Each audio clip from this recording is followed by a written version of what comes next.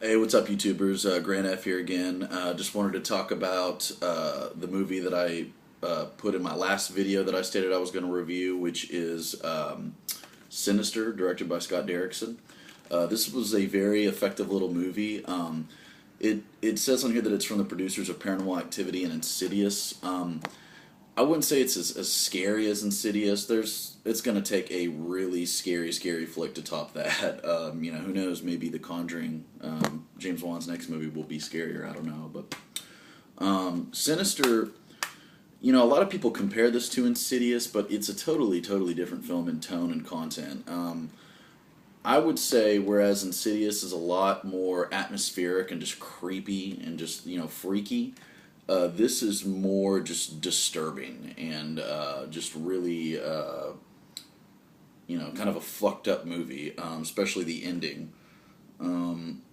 Basically, the story about this film is Ethan Hawke plays a true crime writer named Ellison Oswald who had a one-time really big successful book called Kentucky Blood that he wrote, and he's kind of that happened, several years ago, and he's kind of trying to ride the coattails of that success. And so what he does is he moves his family into a home where a true crime happened, and a child went missing, and it was unsolved.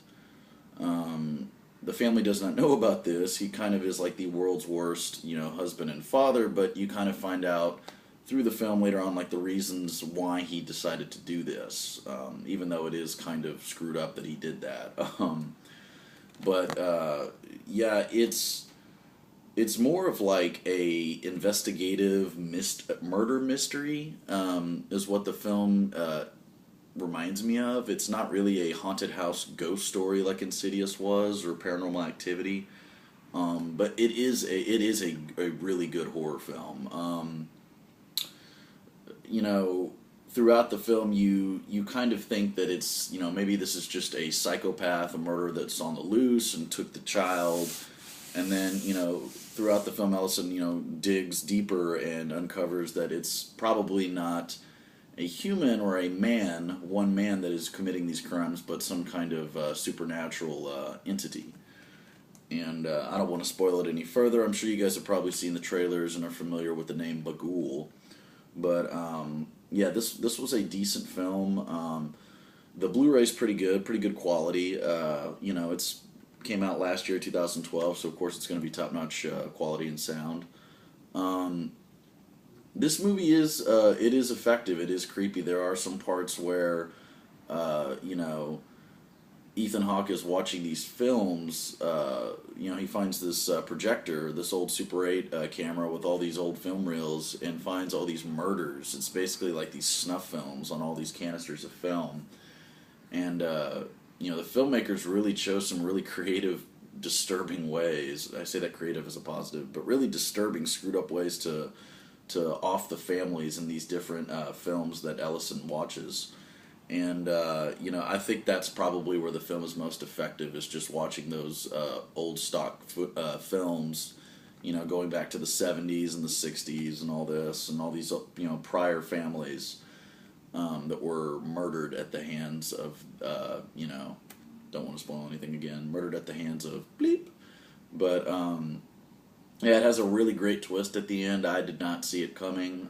If you pay close enough attention, you could probably see it coming a mile away. But maybe I'm just not an intelligent moviegoer, but I did not see that coming at all. It's a good film. Scott Derrickson, he did one of my all-time favorite, like, exorcism type movies was The Exorcism of Emily Rose. That was a really good film. That surprised me because it was like horror / courtroom drama. It was really interesting, and that's kind of what I liked about this film. Was it was kind of like a murder mystery / horror film. Yeah, I think if you guys are a fan of like true crime authors, you will love this movie. If you're a fan of Scott Derrickson, you will love it, or Ethan Hawke, you will love it. Or if you just want a good, a film that's really going to disturb you, you would like this a lot. I bought it just because I love Ethan Hawke, I love the director Scott Derrickson, and I thought it was a really good, well-made horror film. It was a really original story and concept, and have not seen a horror film like this in quite some time. So yeah, that's my review for Sinister. You guys let me know what you think. Hit me back with your thoughts and your comments, and I'll get back to you. And yeah, you guys have a good one. Thanks.